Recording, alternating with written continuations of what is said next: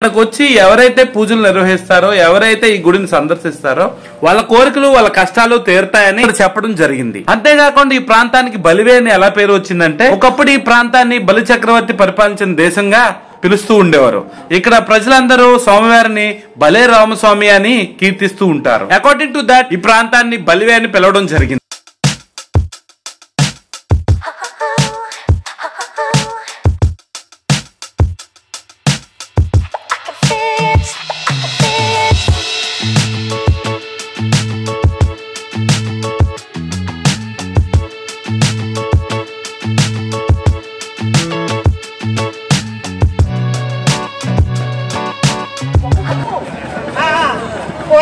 సంగతి నాకెందులకు చెప్పు సంగతి మందులకు